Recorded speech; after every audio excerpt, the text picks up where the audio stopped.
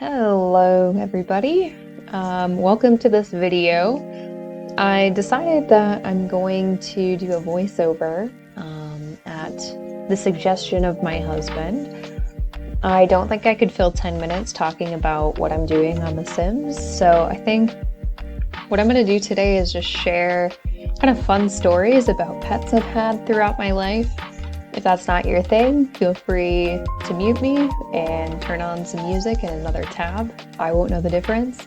For those of you who do want to hear some weird stories, some cute stories about my pets, here you go.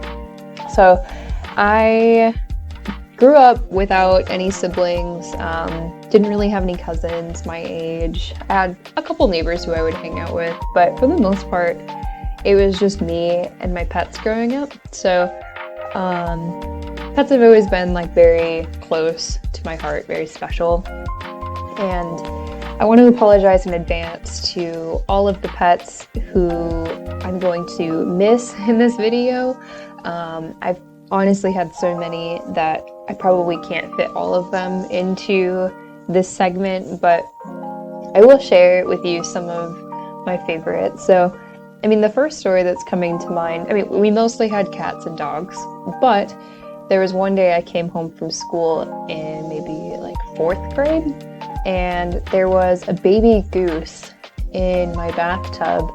And I found out later that my mom found them when she was at work, and decided to put him into a Kleenex box and then bring him home and let him swim around our bathtub.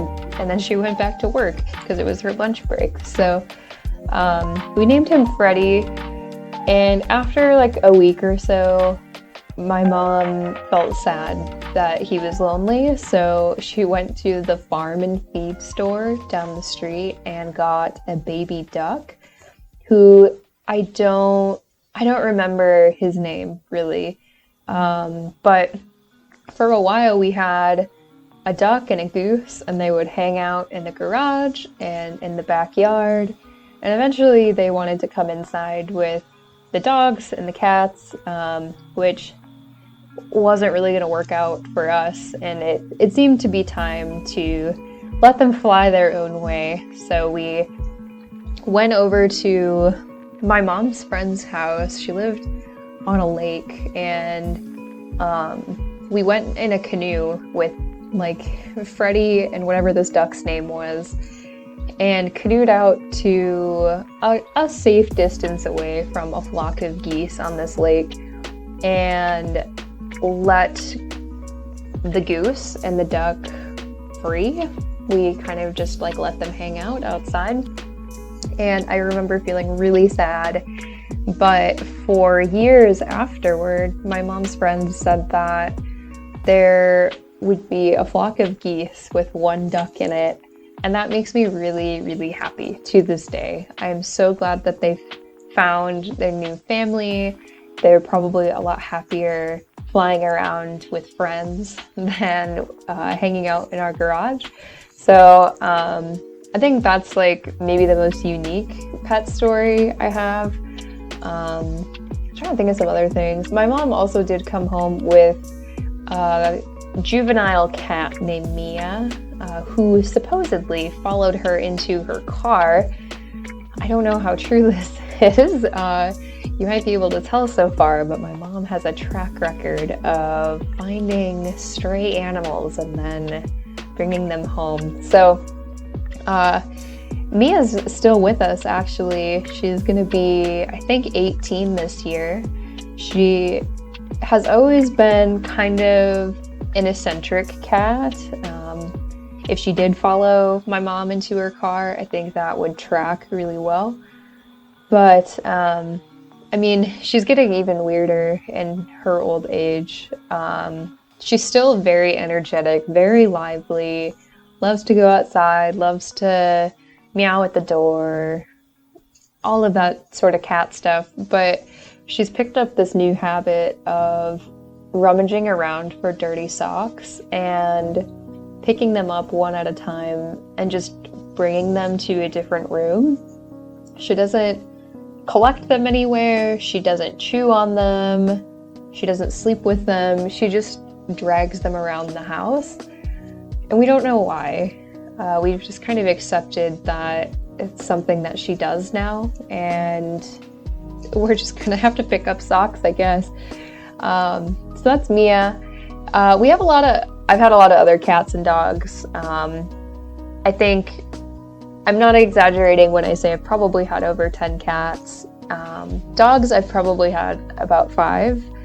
Some of the main ones, I mean, you love all of your pets, right? But there's a couple like really special ones throughout your life. The first very, very special pet that I had was Cleo. She was a pug. We got her when I was in kindergarten. And getting her really set off this pug obsession phase for me. I would like to say it was the first, but it is the only phase, so it can't be the first, I guess. But it lasted probably like 8 consecutive years, so it was a really long phase. I had a thing in middle school where I got a dog collar and wore it around as a middle schooler does, and I went to Petco and custom made myself a tag that said Anna, pug lover, and I wore that every day to middle school, to 7th grade, I think, specifically.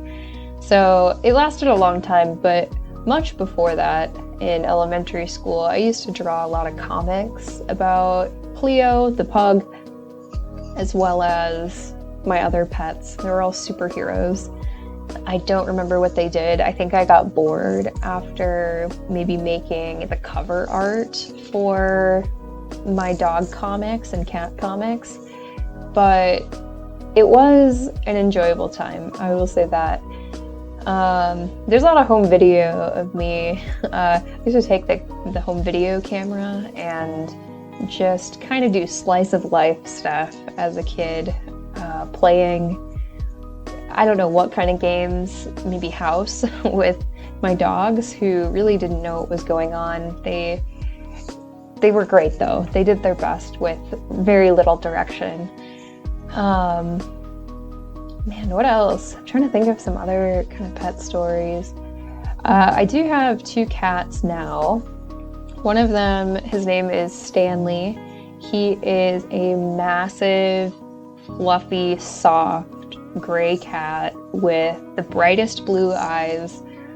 And I probably sound like, I mean, the world's most cringy cat owner, but when people meet him, it's not uncommon for them to audibly gasp because he is so beautiful. And even now, I look at him every day, and at one point I think, wow, I can't believe you are my cat and you live with me in my house. You are just the best ever. The vet says he has just bad teeth genes, so we've started to have to budget to get a few of his teeth removed every year because they're resorbing into his body, I guess, which is horrifying if I'm being honest. But his top 2 canine teeth are gone, and so both of his lips get stuck, and he does kind of like a double Elvis face, which is really derpy and cute. So that's Stanley. He's very, very timid, very slow, but we love him. And then we have Coraline, who is a calico. She is also an eccentric cat like Mia. We call her Duba, which comes from the fact that my partner / husband was trying to learn German for 2 weeks when he got her, and to say you are in German is du bist. So he would go around the house saying, du bist cutie, du bist honey. And now her name is just Dubis, or Duba, as we like to call her. She is not super nice, but she is nice to us, me and my husband. So we feel very special and chosen. Well, surprisingly, I managed to fill up some time here, and it looks like we're getting to the end of the video. I hope you enjoyed these stories, and please let me know if you have any questions or concerns about my pets or this video. Bye!